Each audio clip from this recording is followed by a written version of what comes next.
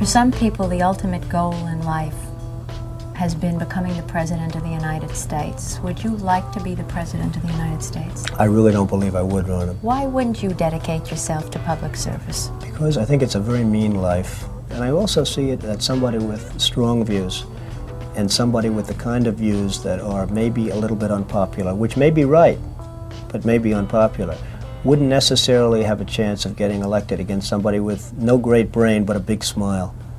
And that's a sad commentary for the political process. Television, in a strange way, has ruined that process, hasn't it? It's hurt the process very much. I mean, the Abraham Lincolns of the world. Abraham Lincoln would probably not be electable today because of television. He was not a handsome man, and he did not smile at all. He would not be considered to be a prime candidate for the presidency, and that's a shame, isn't it?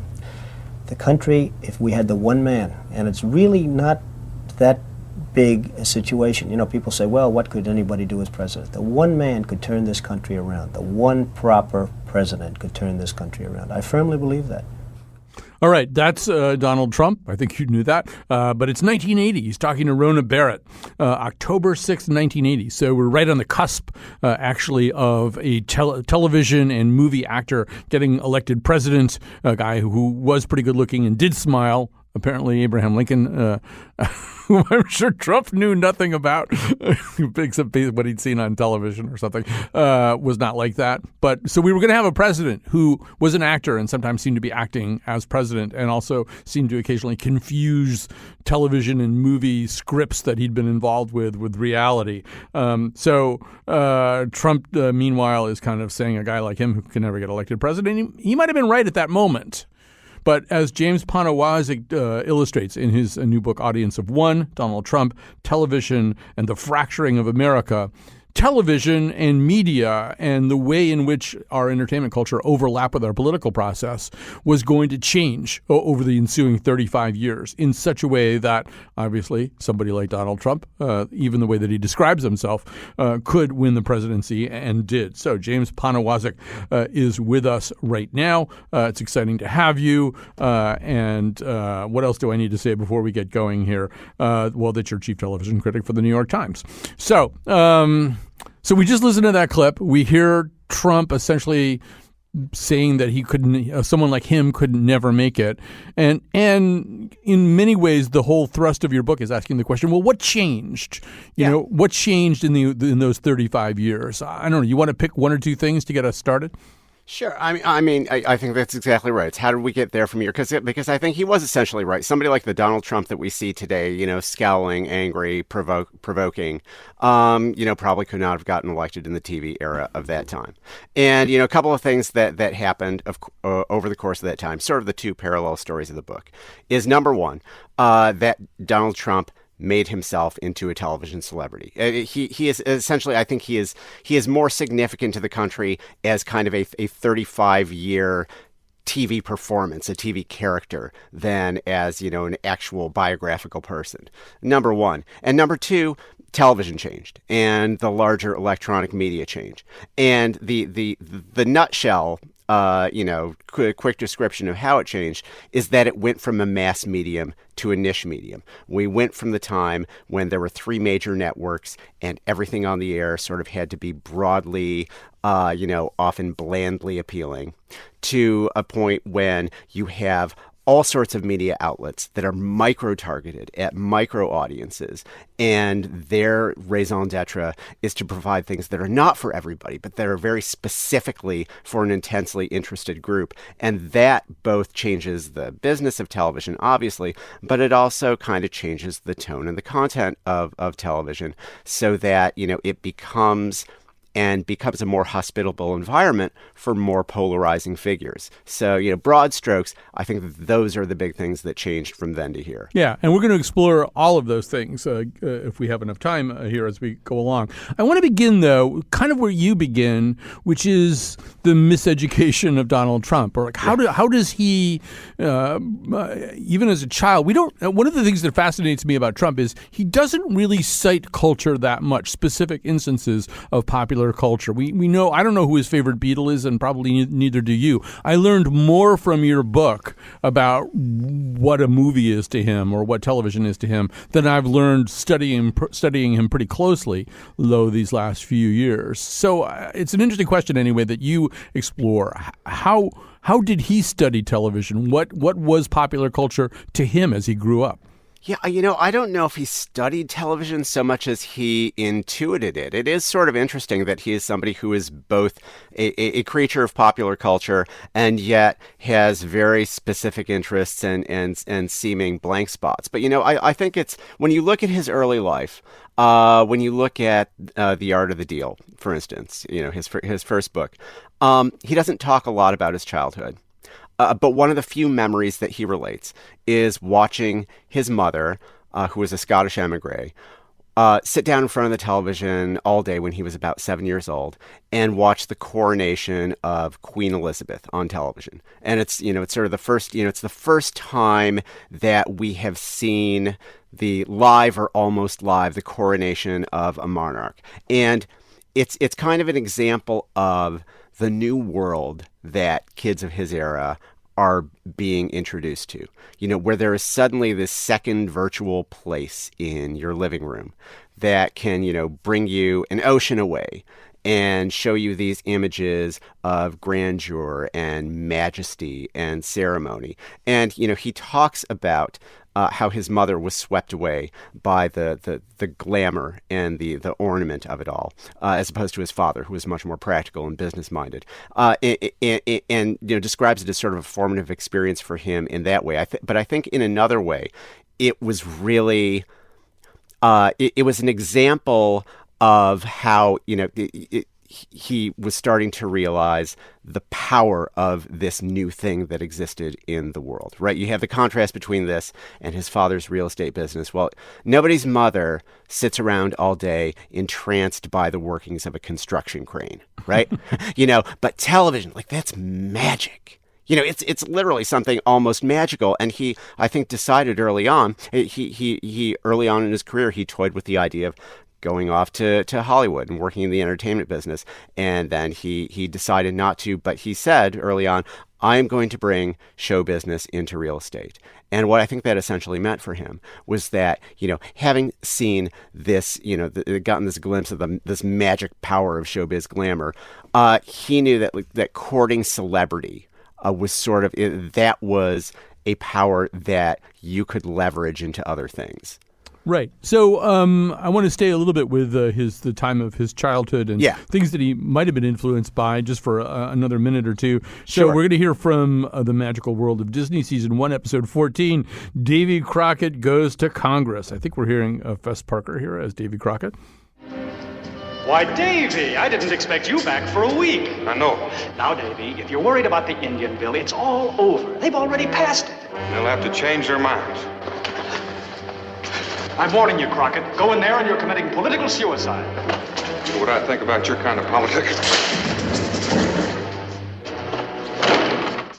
So you're actually hearing Davy Crockett punch out some politician at the end here. And there's a way in which Trump maybe is influenced by that idea that a decisive thing that you could do is punch somebody out. He doesn't really seem to be the guy who does that, but he eventually gets involved with the World Wrestling Federation. There's ways in which one of the things that he sees is this kind of rough and tumble version of reality.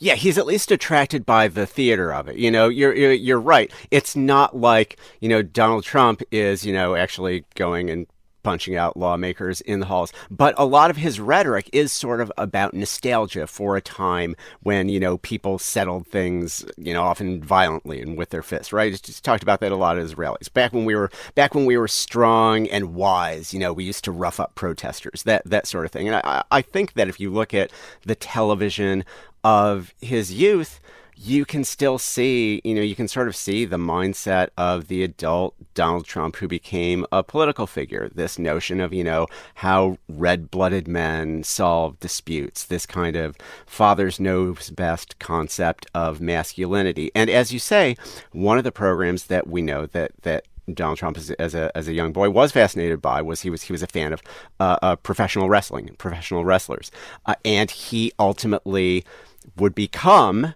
as a real estate and hotel entrepreneur, drawn into the world of wrestling, first hosting WrestleManias at his properties in Atlantic City, and then actually becoming a character in the world of the WWE and sparring with Vince McMahon and having scripted fights with him. And he is a WWE Hall of Fame member. You can look it up. And again, this was, in a way, kind of training for the persona that he presented as a political figure and leader. A lot of the stuff, if you go up and if you pull up video of one of his rallies and look at it through the frame of wrestling, so much of it is WrestleMania-like theater. The cheering crowd, the way that the crowd will get going, and he'll step away and kind of raise his arms and, encourage the sound to build, like he's like Hulk Hogan literally used to do that. Mm-hmm. I think that he got a lot of sort of rudimentary theatrical training in those early years in front of the tube. Right. And of course, those circles started to overlap even earlier with Jesse Ventura. And of course, I live here in Connecticut, where both Richard Blumenthal and Chris Murphy had to defeat Linda McMahon, wife of Vince, in order to become U.S. senators. So yes, we know that somehow or other the style, the theatrical style, violent but fake, of wrestling began to line up in kind of an interesting way with American political theater. So the fight becomes a very interesting thing to Trump. And so one of the things, early parts of your book, that blew my mind, because really I've been trying to figure out, what does this guy watch except for himself on the news and people kind of talking to him through the what does he ever, what movie ever meant anything to him? So you revealed two things. One of them was that he thought about going to film school, hard to know how seriously, but not so he could become some sort of auteur. But his idols weren't Orson Welles or Stanley Kubrick, right? They were movie moguls, the business of it. The guys who ran the studios, Louis Mayer and those types. I think he couldn't imagine himself as the creative even at that point. And it's funny, you hear him. Errol Morris, the documentarian, did an interview with him several years back where he asked him about the movie Citizen Kane, and his Donald Trump's conclusion that he drew from it was, clearly Charles Foster Kane just needed a good woman. So maybe that was the best choice. He did not necessarily have the instincts of an Orson Welles. And another, I don't know if you were building up to this, but another early story of one of his pop cultural fascinations was the reason that he was sent off to military school by his father as a young man was that he discovered a collection of young Donald Trump's switchblades, which he had because he and his friends were fascinated with West Side Story. Mm-hmm. And again, there's the fascination,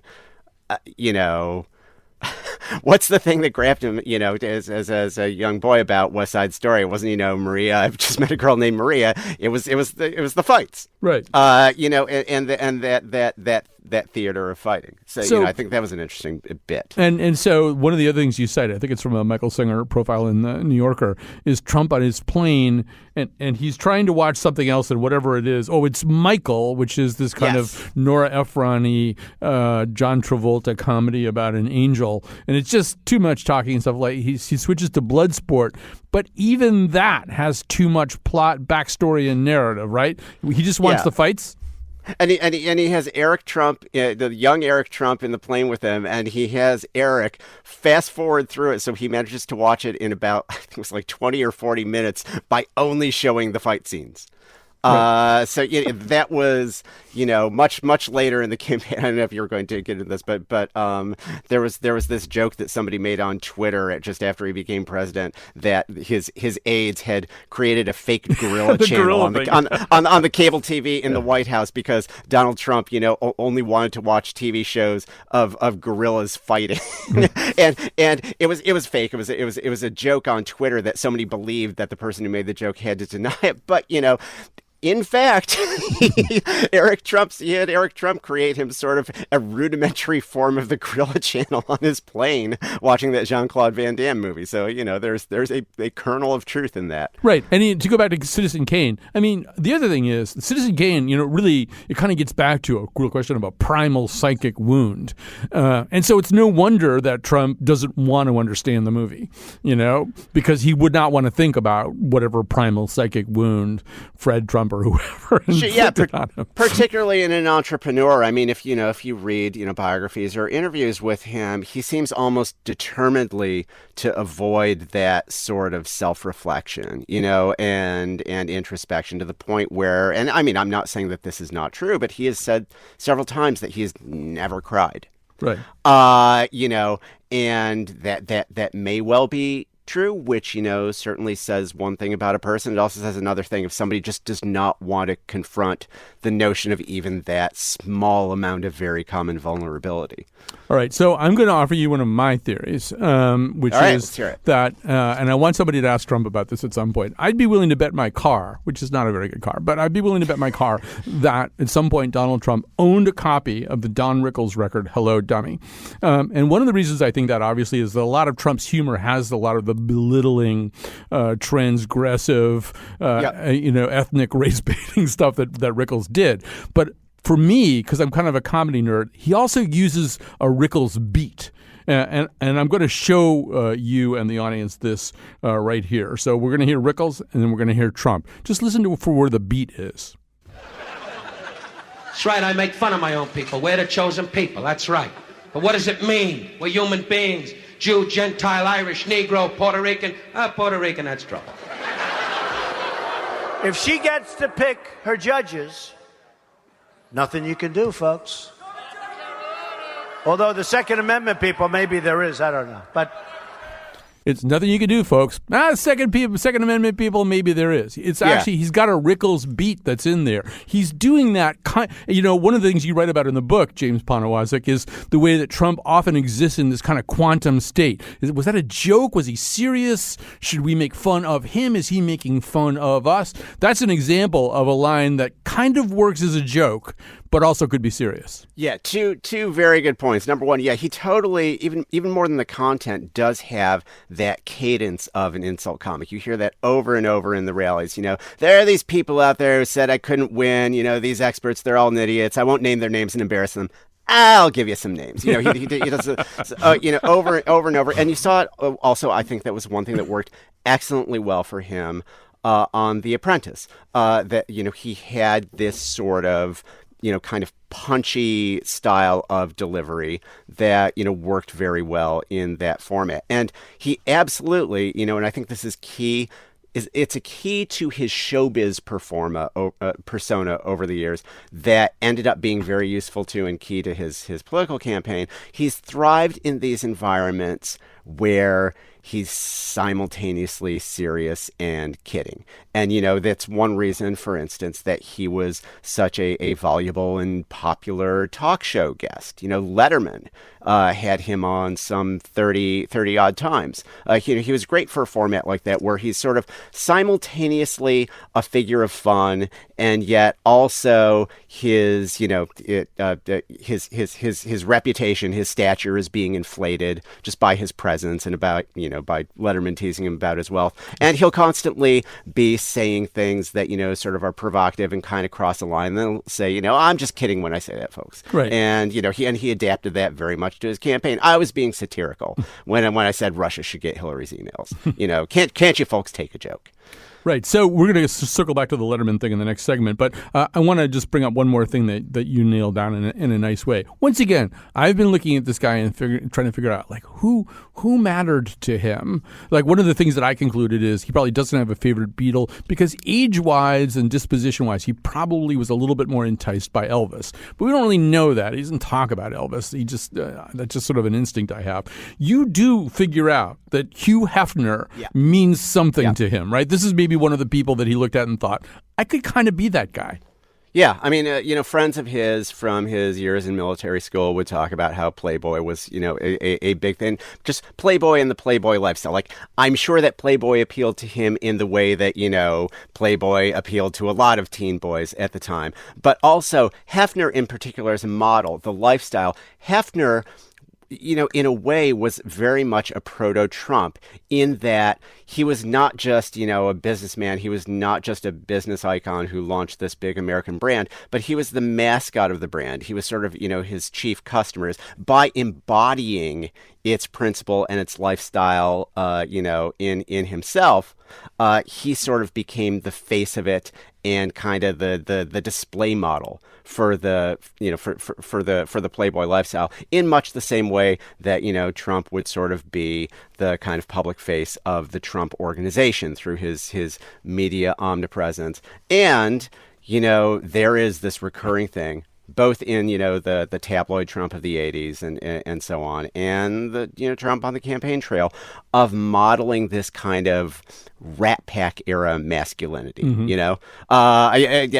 To your question about Trump's musical taste, whatever he has, is funny. Is an interesting question in and of itself. It's hard for me to imagine him having a favorite Beatle because his sensibility seems to be so much more Sinatra. It's like that 60s, rather than the countercultural 60s. Right. So we're talking to James Poniewozik. The new book is Audience of One, Donald Trump, Television and the Fracturing of America. We're going to take a quick break here.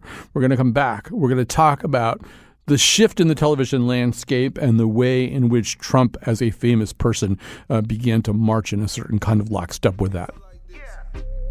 You're fired. You're fired.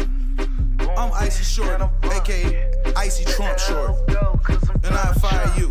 And I fire her. And I fire him. And I fire them.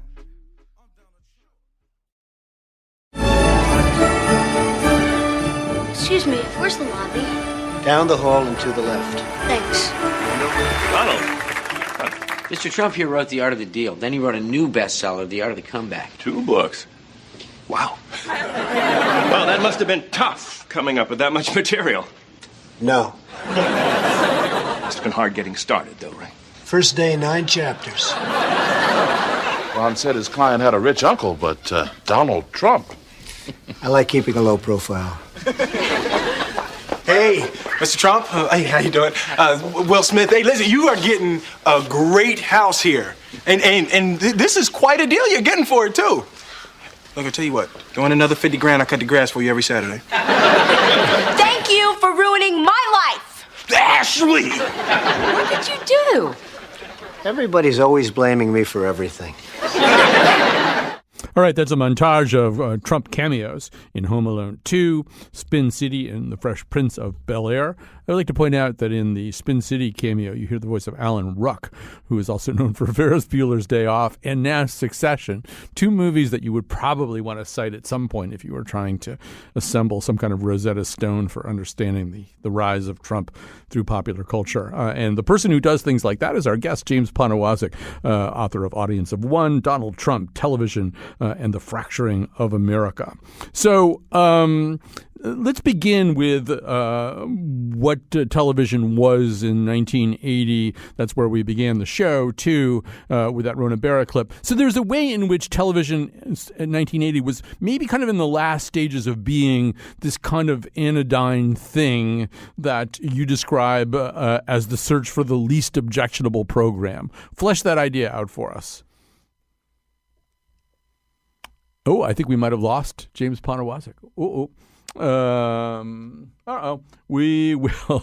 We are reestablishing contact with James Poniewozik. So I'll tell you what. While we're doing that, I was going to subject James Poniewozik to my theories, but I'll fill a little time here right now by saying that one of the things that I want to explore is the way in which the reality television rose up at a very specific time. One of the things that I believe is that popular culture, in a way that's not entirely self-conscious, not entirely conscious, responds to things that are happening in the world.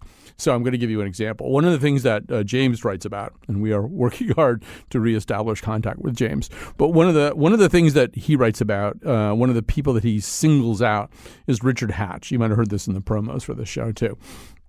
That Richard Hatch, who was the guy who won the first season of Survivor. And if you remember him, he was this kind of doughy guy who was not particularly likable. Sociopath is probably too strong a word, but he was sort of a manipulative, conniving guy. He wasn't as popular with the audience or even with the crew there on that simulated island as other characters. So people weren't really rooting for Richard Hatch to win. And then he did win. And it was sort of titillating to people, right? It was kind of, if you remember back to that time, it kind of was thrilling to think that somebody so unworthy could beat people. Like there was a guy there who was like a veteran, was kind of a, much more resourceful and conventionally heroic guy, that this other guy could beat that guy. But I also think, and that begins the rise of reality television.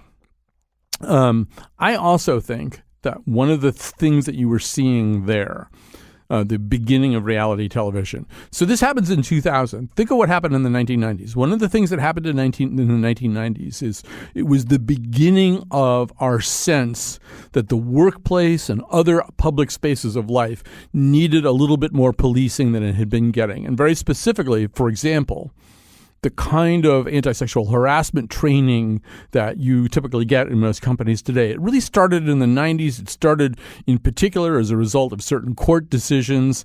There was one that came out of Tennessee with a forklift company there that where the financial penalty for tolerating an environment where men were allowed to go around being jerks and making people miserable was that the penalty should be high. And so this company had to pay this huge judgment. And so companies started to panic. They started to worry. They thought, obviously, as we now know, not all companies had this reaction, but the 90s was the beginning of this idea that, wow, maybe we just can't let people run around the workplace being, for want of a better term, a-holes. And so that began to be scrubbed out a little bit. It was the first incursion, the first sense that maybe this kind of Don Draper, Mad Men version of the American workplace was not going to survive. And one of the things that I believe, one of my cultural theories, is that anytime we celebrate something, we're often taking note of its impending demise. So,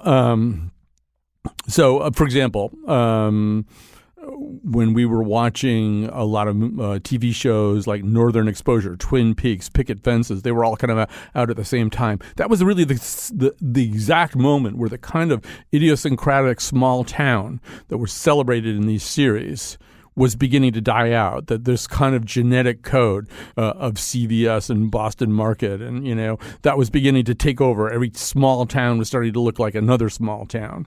So one of the things that I concluded was that Richard Hatch and then all of the loutish jerk behavior, this notion of reality television as a place where you'd see a lot of guys walking around without their shirts on often being jerks, being, for want of a better word, a-holes, was a way of sort of transferring a culture that was in the process of being extirpated.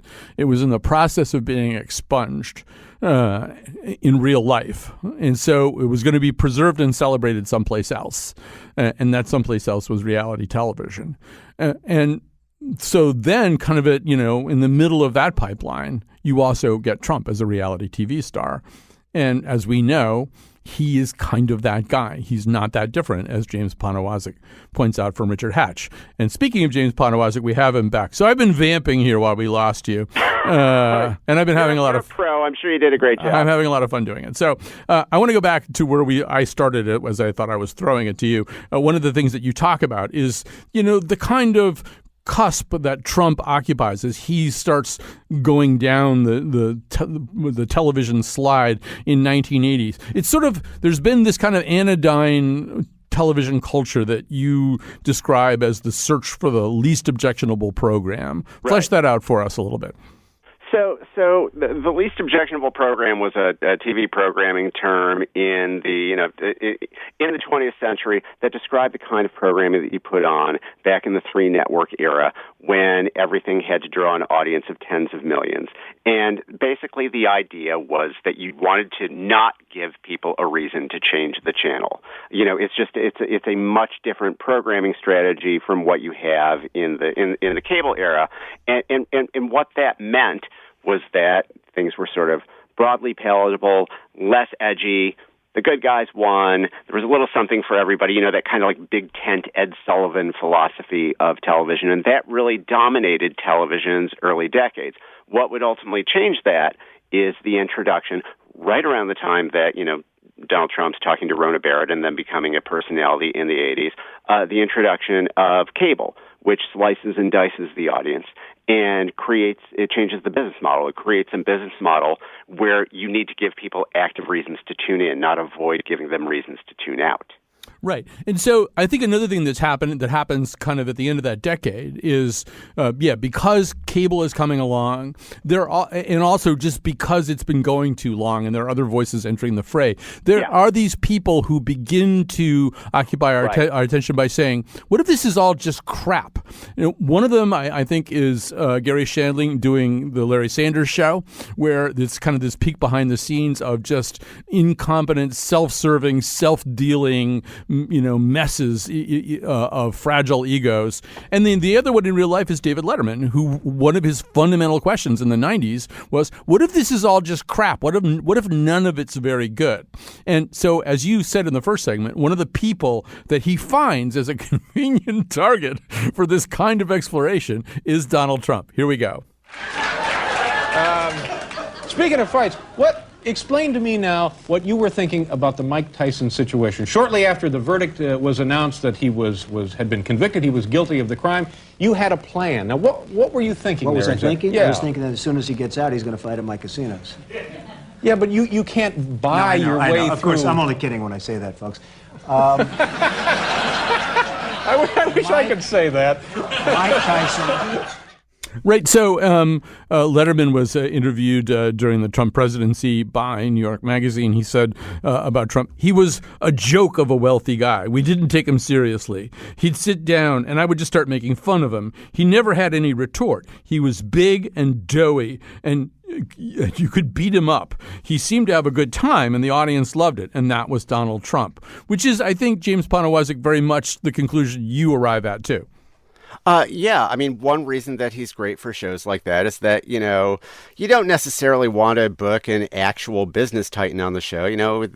Success in actual business can be boring, but he was great television in that sense. And he was sort of this, this kind of figure of fun that people, he came on and people knew just what they were getting. And that sort of, that performance, that sort of, quasi ridiculous, New York braggy buffoon character that Trump developed in the 80s and into the 90s. That's really a natural fit for this kind of, winkingly parodic age of irony TV that's developing on television at the time, which you're right, that was so much in the spirit of television then. The Simpsons, when it came out, was, half a show about pushing back against the phoniness and ridiculousness of television. And Letterman was certainly a conducive environment for that for Trump. Right. So many things that I want to talk about here, but first of all, the other thing that I was reminded of in all of this is Fran Lebowitz's line that Trump is a poor person's idea of a rich person. Yeah.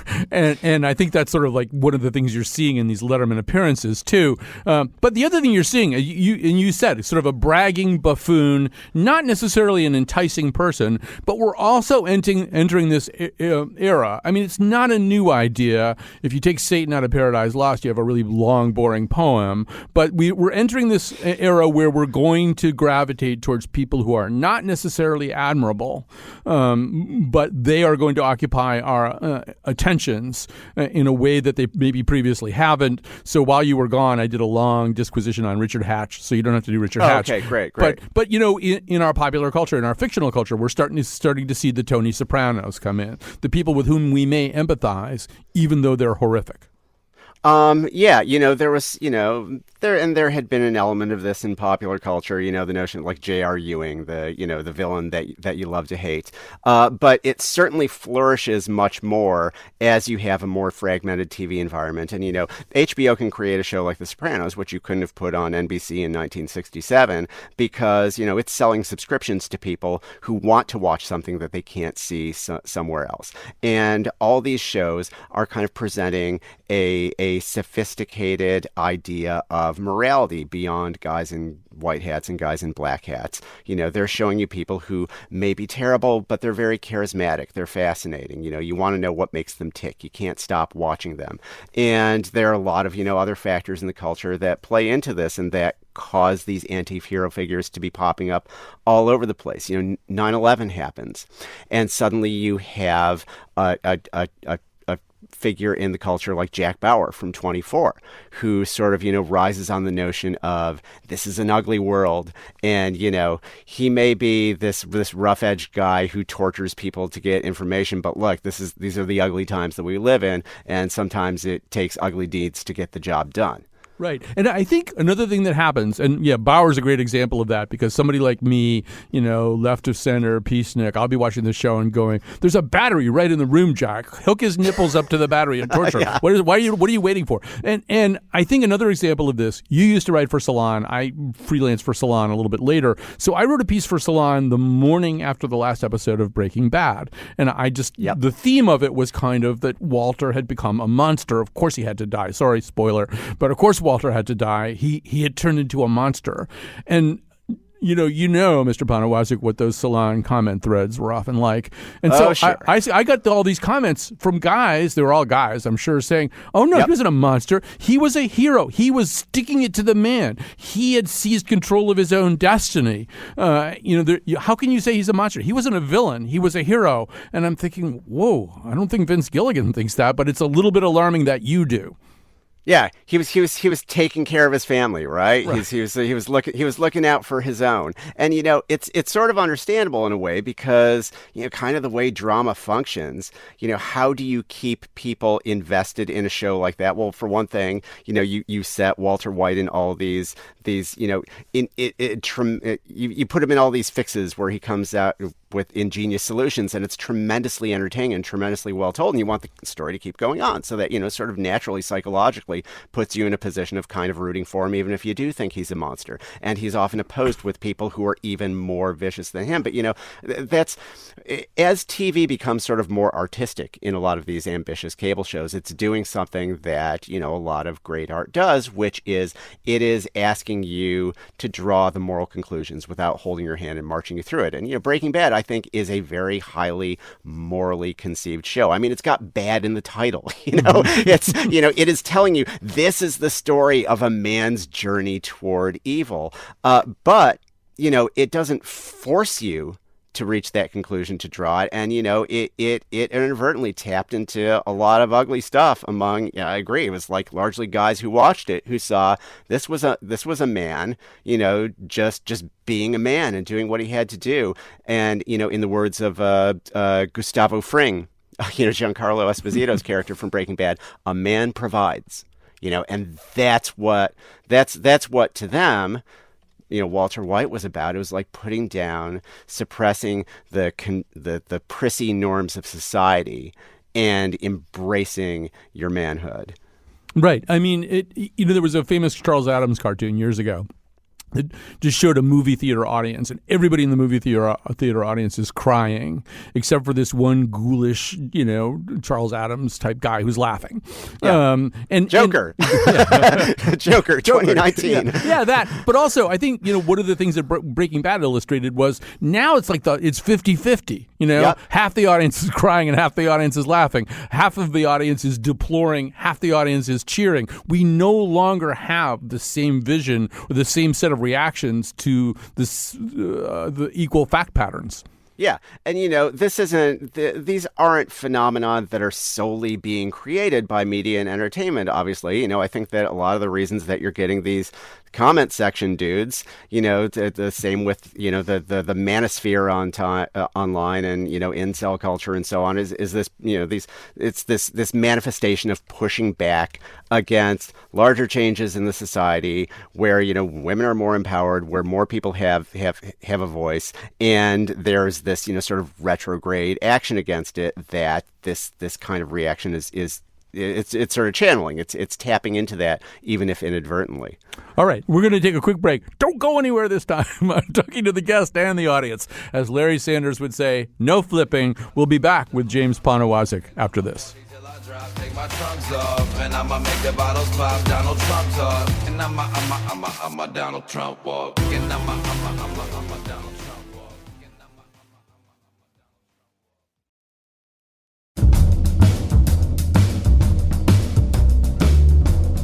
And that's the news. Good night, David. Good night, Chet. Good night, Mika. Good night, Joe. Good night, Anderson. Good night, Rachel. Good night, Sean. Good night, Shepard. Good night, Wolf. Good night, Bull. Good night, Mush. Today's show was produced by Jonathan McPants and me, Kyone Wolf. The part of Bill Curry was played by Richard Hatch. On tomorrow's show, The Nose reads the new Stephen King novel. Now, back to Colin. I'm not a big believer in what we're doing tonight, okay? Yes, sir. I'm really not. Because you really should have had her be the presenter. She's a much better presenter than him or anybody else on your team. Yes, sir. Mr. Trump, with her signing off and having a negative attitude and not having any enthusiasm You know what? for With the a bad attitude, she's a better presenter than anybody else on your team. That's my opinion. So you picked the wrong clinic and you picked the wrong presenter. And then George and Carolyn are saying, oh, I think Angie's wonderful. Okay, she's great. And I got to listen to them. Do you have to? No. I really don't, but I'm going to. You're a real wise guy, you know that? It's a dumb statement. I was just asking if, that was a dumb statement. Yeah. No, but you are a wise guy. There's no question about it. You know what, Aaron? You're fired.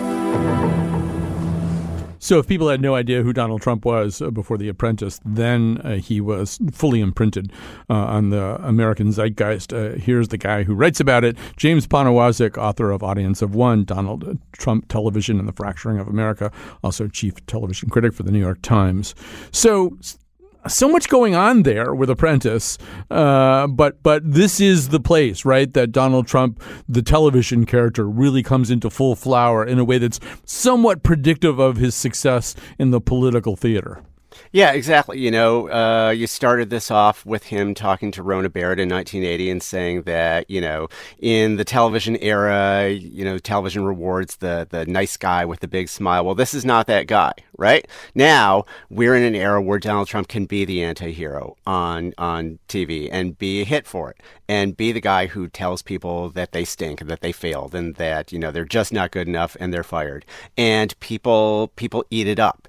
That is a big change from the mass media era that he launched in just, a couple decades before that. Right. I think another thing that changes, just to go back to that least offensive program concept, is, that era of television was kind of about teams and functioning teams. So, I mean, if you got rid of somebody from Gilligan's Island every week, the series would be over pretty fast. The whole idea was, how are these people going to get along on Gilligan's Island? Except for Chuckles the Clown, nobody dies on the Mary Tyler Moore Show because you want all those people there every week. You want to come back to them. They're a surrogate family. They're a functioning team. Star Trek was about, people who are trapped in this kind of office that's going through space. They have to get along. They have to figure out how to collaborate. And then reality television comes along. And reality television, a lot of these shows, Survivor, Apprentice, The Bachelor, they're about getting rid of somebody every week, which I think is sort of a fantasy that Americans have too. What if I could get rid of somebody I don't like every week? And Trump becomes the king of that.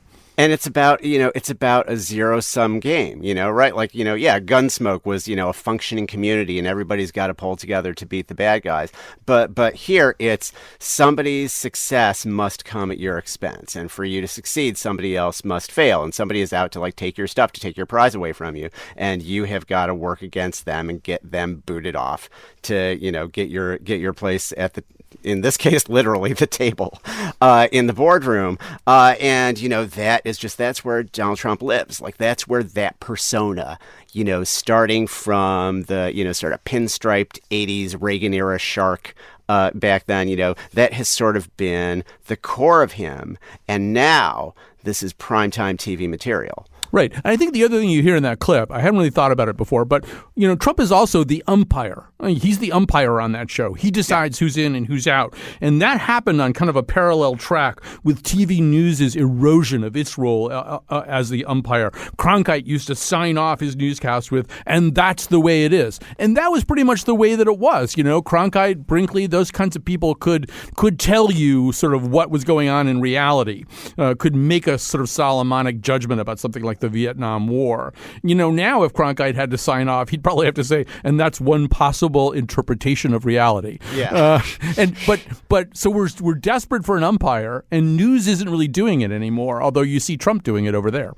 Yeah, and one thing that The Apprentice is doing for him is that it's bringing the powers of television to sort of edit him into a decisive leader, the guy who calls the shots, and he makes the decisions, and maybe sometimes they're tough or mean decisions, but they're the right decisions, right? Now, sometimes they weren't always the right decisions. As producers on The Apprentice have said, he would sometimes make sort of arbitrary decisions in the boardroom because somebody had annoyed him and he didn't like the way they looked that day or whatever, and they would look at each other and say, well, we've got to make sense of this. There was nothing in the challenge that led to this. So they would retroactively edit it. But the cumulative effect is that the product that you get on TV is decisive, straight shooting, well admired, and authoritative Donald Trump. Right. And I think, by 2016, the umpires of News have so completely handed the keys over to some crazy drunk guy in the stands that Mika and Joe aren't even in control of when Trump comes on Morning Joe. He could just call up he books himself. They're not even booking him as a guest for their own show. He's now in control of that.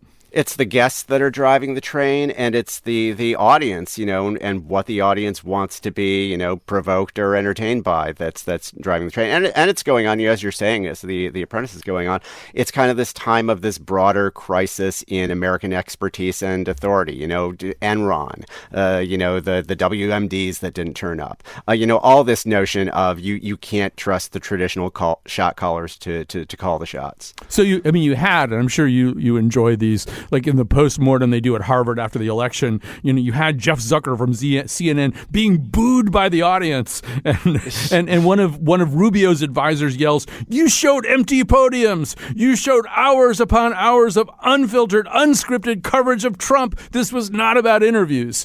And he's right, that ultimately CNN knuckled under too and said, "Look, you're just such great television. You're so good for the bottom line." Moonves admitted that at CBS too. We'll just do whatever you want us to do. Yeah, Moonves said this may be bad for America, but it's great for CBS. And Jeff Zucker, I mean, he was the executive at NBC that put the Apprentice on. Jeff Zucker, sort of understood instinctively that if your audience is telling you they want something, you give them 10 times as much of it, which was one thing that sort of burned out the Apprentice's ratings over time, frankly, because the extent to which they scheduled it and kind of burned out that franchise. But yeah, what the audience was saying in the 2016 election, whether they loved Trump or whether they hated Trump, was that they would tune in for this insane scenario where Donald frickin' Trump, the guy from the 80s, was running for president, and he could say anything, and he was news even if he wasn't doing anything, even if he wasn't there and was just his podium, because who knows what's going to happen next. And who knows what's going to happen next is basically the business model of cable news. Okay, you get 60 seconds left. Do you have any positive, hopeful message for those of us who would like the restoration of sanity in our culture? Sure. I think that people are capable of getting burned out on a television phenomenon, as we were just saying, and deciding that, they want to take some responsibility and turn to something more sensible. And, I would also say, maybe we've moved into the area of reality TV politics, but reality TV is not the only kind of TV that works on television. There are more sort of, uplifting positive messages that can come through and grab an audience. So, this is not necessarily our world forever and ever. Yeah. Game of Thrones seemed like a really big deal. Yeah. to me, I was obsessed with Game of Thrones. Yeah. Now I can't believe I watched Game of Thrones. So maybe that is the way that we have a little bit of hope for the future. James Poniewozik from the New York Times is the author of Audience of One, Donald Trump, Television and the Fracturing of America. It's great talking to you, sir. Yeah, thanks so much. That was a great talk. All right. We'll be back tomorrow with the nose. Yeah, we all read. We read. We know how to read. We read the new Stephen King novel.